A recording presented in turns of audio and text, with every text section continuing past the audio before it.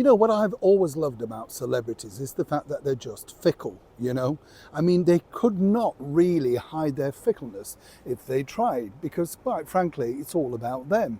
And when you've interviewed and met as many celebrities as I have done, you do come away smirking to yourself because quite frankly, they can't hide it. It's a little bit like this man. Oh yes, remember, he was the man, of course, who famously said at the royal wedding of Meghan Markle and Prince Harry that he didn't know them, but he'd come along. He was that stupid to say, well, actually, I don't really know them, but you know, it was a good invitation, looking for publicity. We're talking, of course, about George Clooney. But if Harry and Meghan really needed to realise just how far they'd fallen, all they have to look at is their celebrity radar, the friends that apparently were going to be looking after them and supporting them. Clearly not now. Let me explain. Morning, nice to see you, chums. Thank you so much for joining me today. Lovely to have your company as ever. It's true though, you know, celebrities, it's so strange when you see them. And when you go to these red carpet events and things, they're all hugging and kissing and running around each other like they're the best of chums. And yet really they're all bitter rivals because there's very slim pickings in the world of celebrity. They're all looking for the same positions, film roles, acting roles, stage, etc. But of course, when you see them all together, it's like suddenly it's an exclusive club that you want to be part of, but if you went there you certainly wouldn't. It's a bit like this man, George Clooney, fresh from lack of success over on Broadway with his very first outing.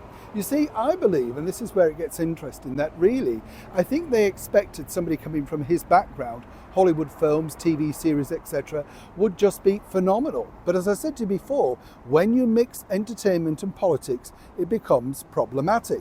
Now, I would say that I've not seen a couple engineer and maneuver themselves to the relevant people quite as expertly done as George and Amal Clooney. I mean, she's a human rights lawyer, I believe, but would you ever think that? The way she's always just hanging off George's arm as his wife, and rightly so, some might say.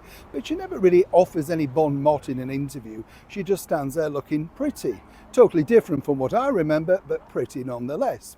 So here's where this gets fascinating, because clearly, as I said, if Harry and Meghan thought the put down from George Clooney was bad enough, the fact that he attended their wedding without knowing them, now George and Amal managed to get themselves at the King's Award at Buckingham Palace. Oh yes, and this has done great guns for Mr. Clooney, because obviously it's letting people know that he's moving right back with the movers and shakers after having various spats politically about his alignment, whether it be Kamala Harris, President Biden, and then the way he backtracked and all of it. You know what I mean? It just didn't look good.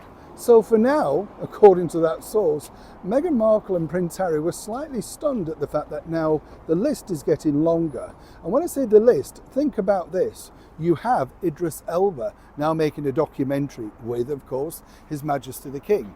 Suddenly George and Amal are at a Buckingham Palace reception.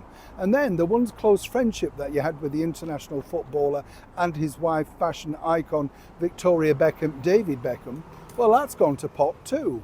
So that is the fickle world of celebrity. They decide which one they believe is going to have more success, and they attach themselves to that success like a magnet. And if they feel that you're slipping down the Richter scale, they don't hold too far back, making sure that, well, you're still useful, you could still be friends, but even Meghan's wine, well, will George want to sip that? Not in the current climate, I'll bet. Neil Shaw, Kensington, London.